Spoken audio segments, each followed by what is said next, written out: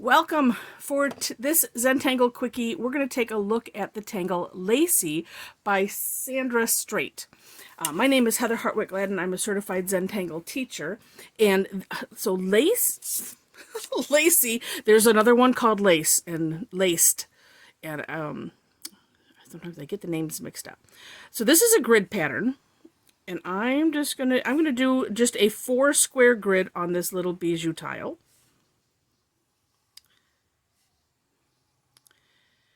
And after you have your grid set in whatever section that you are working on, we are then going to we're going to put some little hash marks. So just some very little lines. Starting, what I like to do is I start in the corners, and this is going to go in each box. So we do the 4 corners like this, and not touching the frame of the box, and then one on each side. And there's no rhyme or reason to the length. They don't necessarily all have to match, but we're going to put this in each box. And like I said, I like to do the 4 corners and then the inside, because depending on the grid that you're using, because sometimes mine get a little bit wonky, and I like to have those corners in there first and then see if I can fit in, or how well I can fit in the other lines. Then, next step is we are going to, this isn't quite aura-ing, but sort of is. And for those that are not familiar with that term, that means to outline. So what we're going to do is, and this is going to end up being like an amoeba shape. So we're gonna essentially aura. But we're going to go around all of these little lines that we put in, and also kind of aura-ing the box that we're in, like this, and come around. So it ends up kind of looking amoeba-ish, or like a splat. And we're going to do that in each of them.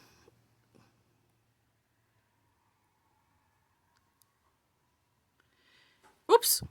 That's when you find out where you missed one. Let's see. All right.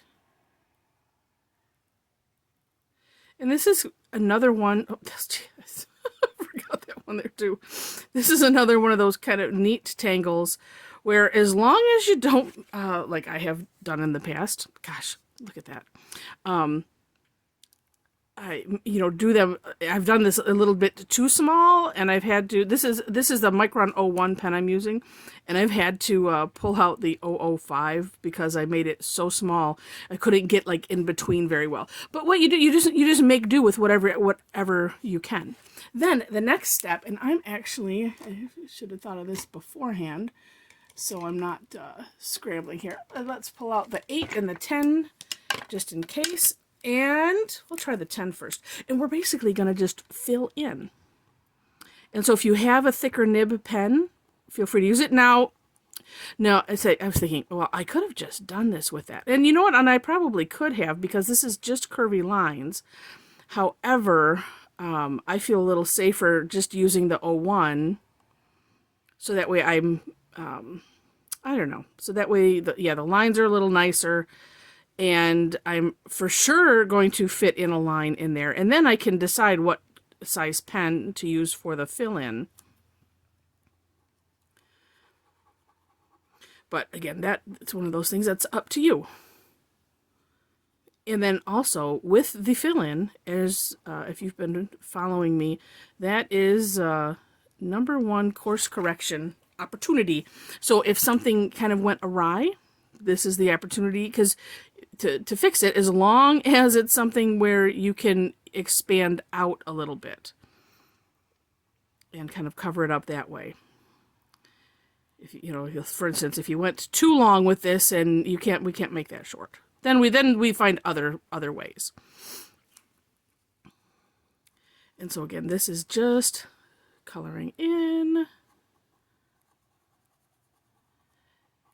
And it's, it is really a neat tangle. Now, I'm going to suppose if you drew it big enough, that you might be able to do some kind of tangle in these little splats. But I don't know, it's kind of neat just the way it is. And then that's also up to your creativity. And you know, that's what's fun about Zentangle, is that, you know, we learn the steps to whatever the tangle is, and you know, we do it, and then we can go get all creative. It's kind of like these rules were made to be broken type of thing. And that's just fun. And then for those like me that I've learned through doing Zentangle for a long time. Actually, that's something that I'm working on, is trying things. But before that, oh heck no. Just you give me the instructions, I'll follow those instructions, and I'll follow them really good. So for those like me in that way, this is just the perfect fun thing to do, because then, you know, we can get ourselves all involved in that.